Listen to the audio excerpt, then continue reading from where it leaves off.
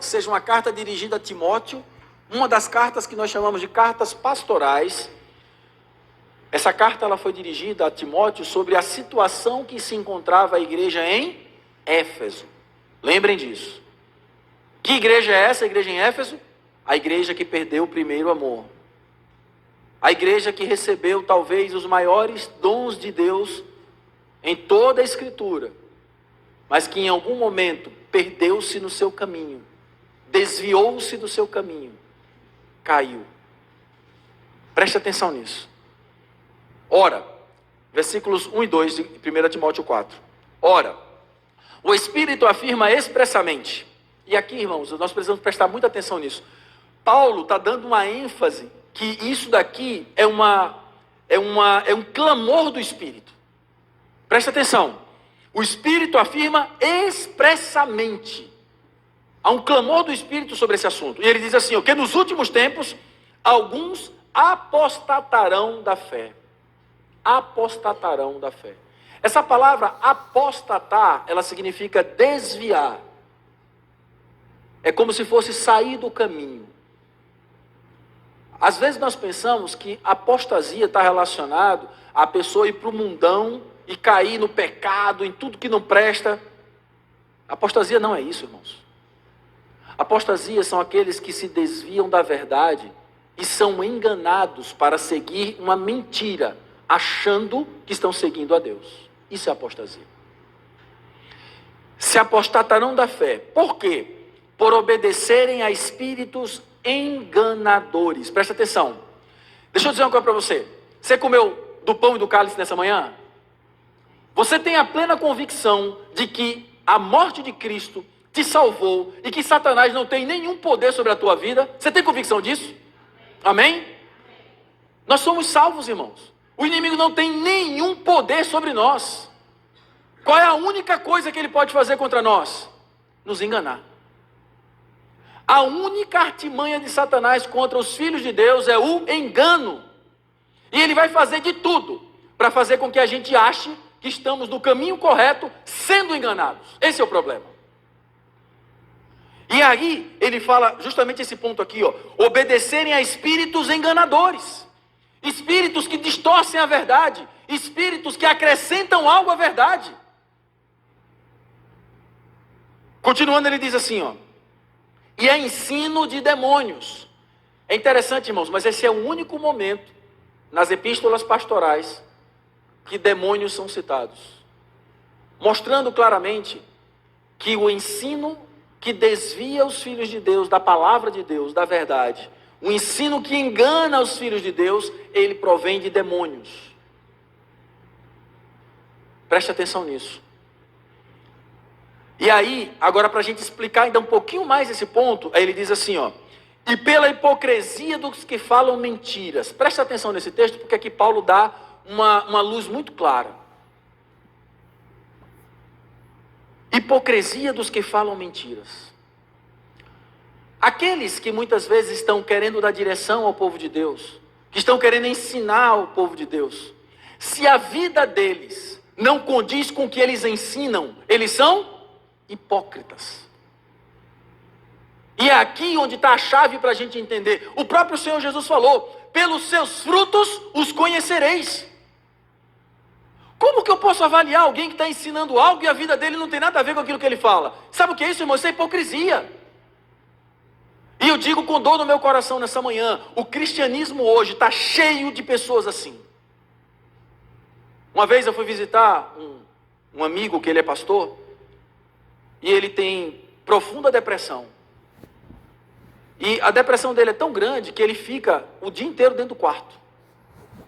E eu perguntei para ele, como é que você consegue ensinar a palavra, se parece que a palavra não consegue ser eficaz na tua vida?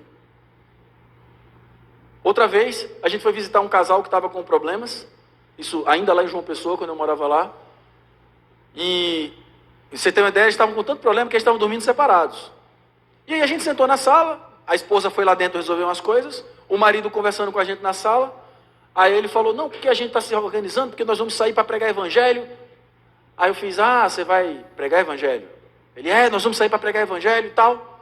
Eu disse assim, que evangelho é o que tu prega? Aí ele, como assim, irmão?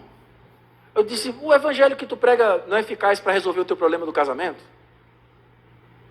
O evangelho que você prega não é eficaz para resolver as coisas dentro da tua casa? Que evangelho é que você prega, afinal de contas? Nós vivemos, irmãos, num mundo de hipocrisia, onde nós falamos aquilo que não é ainda a nossa realidade muitas vezes. E pior, agora vem um segundo ponto. Ele diz assim, ó, e que tem cauterizada a própria consciência. Você sabe o que é isso?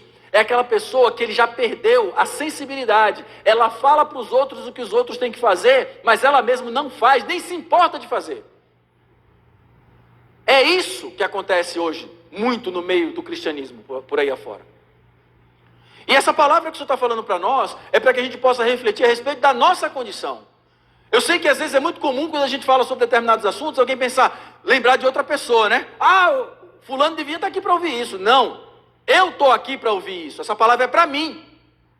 Essa palavra é para que eu possa lidar com a minha experiência pessoal. É para que eu possa entender se eu estou caminhando no caminho do Senhor ou se eu estou sendo levado e enganado por ensino de demônios.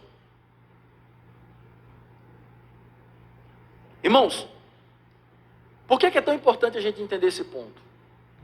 Lembram que eu falei que a maior arma de Satanás é o engano. E dentro da sua estratégia de engano, tudo o que ele faz por meio de imitação, por meio de cópia. Por isso que você vai sempre ver um falso evangelho, um falso profeta, um falso Cristo. Só que você já parou para refletir que o falso, ele é quase igual ao original? Alguém aqui já comprou alguma coisa falsa?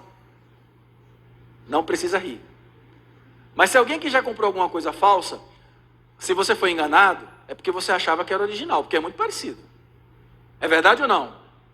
Aí você pensa que o falso evangelho, ele é muito diferente do que a gente tem como verdadeiro evangelho? Não, ele é bem parecido. O problema do falso evangelho é que ele tem coisas adicionais ao que está escrito. Ele tem pontos que vão além do que está escrito. E aí o falso evangelho faz você achar que ele é precioso, que ele é até mais completo, que ele traz até uma diversidade maior. Mas o falso evangelho é um engano que tem feito muitos caminharem nele. E sabe por quê? Porque o falso evangelho, ele facilita a nossa caminhada. O falso evangelho nos leva para a porta larga. Esse é o problema. A boa notícia, irmãos, é que a porta para quem quer seguir o Senhor continua estreita.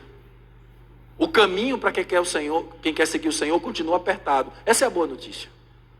E eu espero que nós estejamos olhando para esse caminho. Lembre sempre de uma coisa: um verdadeiro servo de Deus, ele nunca vai levar você a segui-lo. Um verdadeiro servo de Deus, ele nunca vai falar para você para que você se torne dependente do que ele fala ou do que ele diz. Um verdadeiro servo de Deus, ele vai te levar para Cristo. Um verdadeiro servo de Deus, ele vai te ensinar a andar com Cristo. Um verdadeiro servo de Deus vai te levar a caminhar nos lugares celestiais. Qualquer homem, e eu quero dizer isso, irmãos, com muita ousadia nessa manhã, qualquer homem que queira dizer a você que você precisa dele para chegar a Deus, ele é um herege, ele é um mentiroso e ele é um instrumento do diabo. Todos nós recebemos um véu rasgado, aberto, onde nós podemos nos achegar ao trono da graça todos os dias, a hora que nós quisermos. Todos nós temos acesso ao Senhor. Louvado seja o Senhor por isso. Por isso nós precisamos entender esse ponto de forma séria, porque esses negam a palavra. E só para terminar esse ponto, negar a palavra não é pegar a Bíblia e jogar fora. Negar a palavra é pegar a Bíblia e acrescentar algumas coisas nela. Isso é negar a palavra. Eu espero que você compreenda isso. Quando eu acrescento qualquer coisa além do que está escrito, eu estou negando a palavra. Louvado seja o Senhor. Vamos agora para o próximo texto? 2 Timóteo, capítulo 3, versículos do 1 ao 5. Esse texto, irmãos, ele é longo. Eu não quero me deter em fazer uma explicação ou uma exposição completa, mas eu quero tocar num ponto que para mim é o ponto central desse texto. E eu quero que você preste bem atenção. Ele começa dizendo assim, ó: sabe, porém, isto: nos últimos dias sobrevirão tempos difíceis.